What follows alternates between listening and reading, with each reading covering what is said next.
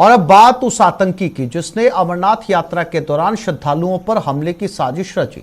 आतंकियों के उस सरगना तालिब हुसैन को गिरफ्तार कर लिया गया। जम्मू कश्मीर पुलिस ने तालिब हुसैन के साथ फैजल अहमद डार नाम के आतंकी को भी गिरफ्तार किया है। ये दोनों ही आतंकी लश्कर तैयबा से जुड़े हैं। सूत्रों के मुताबिक हाल फिलहाल इस आतंकी ने सीमा पार यानी पाकिस्तान से काफी मात्रा में अवैध हथियारों और गोला बारूद को मंगवाया था।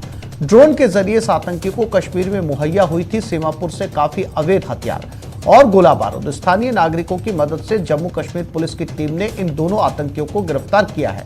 इन दोनों आतंकियों के पास से AK-47 हथियार, 7 ग्रेनेड समेत काफी गोला बारूद जब्त किया गया है। फिलहाल दोनों आतंकियों से पूछताछ चल रही है।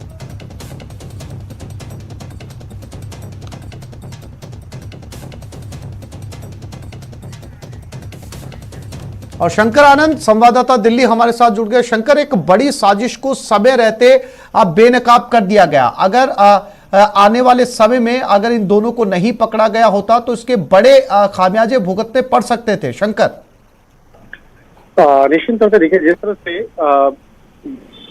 इन दोनों आतंकियों को गिरफ्तार किया गया है, इसका वास्ता सीधे तौर पर पाकिस्तान में बैठे हुए 2 आतंकियों के साथ में पाकिस्तान में बैठे हुए कासिम और सलमान के साथ में संपर्क में जुड़ा हुआ था। और अमरनाथ यात्रा जो अब 2 दिन पहले ही प्रारंभ हुई है, इस यात्रा के दौरान श्रद्धालुओं पर एक बड़े आतंकी वारदात करने की एक साजिश रची गई थी। और इस साजिश का जो मुख्य सूत्रधार था वो तालिब हुसैन था, जो आतंकी संगठन लश्कर तैयबा के साथ जुड़ा हुआ है। तालिब हुसैन के साथ साथ फैजल अहमद डार को भी गिरफ्तार किया गया है, जिसका संबंध पुलवामा हमले से भी बाकायदा उस वक्त में इसका नाम सामने आया था। लिहाजा जिस तरह से इन दोनों आरोपियों को गिरफ्तार किया गया है, इन दोनों आतंकियों को से अब आगे की पूछताछ की जा रही है। और जिस तरह से पाकिस्तान में बैठे हुए कासिम और सलमान की जो भूमिका सामने आई है, कहा जा सकता है एक बड़ी खबर कही जा सकती है। और इस मामले में आगे विस्तार से पूछताछ की जा रही है कि अमरनाथ यात्रा के दौरान किस तरह से श्रद्धालुओं पर हमला करने की एक कोशिश करने की एक साजिश, और समय से पहले जिस तरह से इन दोनों आतंकियों को गिरफ्तार किया गया है और जिस तरह से इन लोगों के पास से भारी मात्रा में हथियार और गोला बारूद बरामद किया गया है, इन तमाम मामलों पर आगे विस्तार से पूछताछ की जा रही है। हालांकि ये हथियार के बारे में बात करें तो पिछले कुछ समय पहले कहा जा रहा है कि ड्रोन के मार्फत से सीमा पार यानी पाकिस्तान से कश्मीर की ओर में भेजा गया था और उन्हीं हथियारों को अब फिलहाल जब्त कर लिया गया है और फिलहाल आगे की तफ्तीश जारी है। जी शंकर, ड्रोन के जरिए गोला बारूद और हथियार जो वजन में भारी भी होते हैं, जब ड्रोन के जरिए इन आतंकवादियों तक पहुंचाया जा रहा था तो ऐसे में सुरक्षा एजेंसियों कितनी चौकन्नी थी वहां पर, क्योंकि ड्रोन पर जो है वो सीमा पार पैनी नजर रखी जाती है।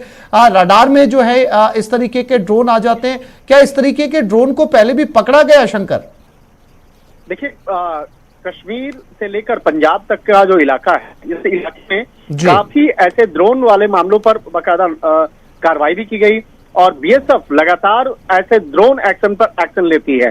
लेकिन कई बार देखा जाता है कि जो स्थानीय नागरिकों की मदद से जिस तरह से इस ड्रोन कैमरे से गिराए गए हथियार को तुरंत छुपा दिया जाता है या उसे हटा दिया जाता है या जंगल में कहीं पे छुपा दिया जाता है, तो इस तरह का मामला भी देखने को मिलता है।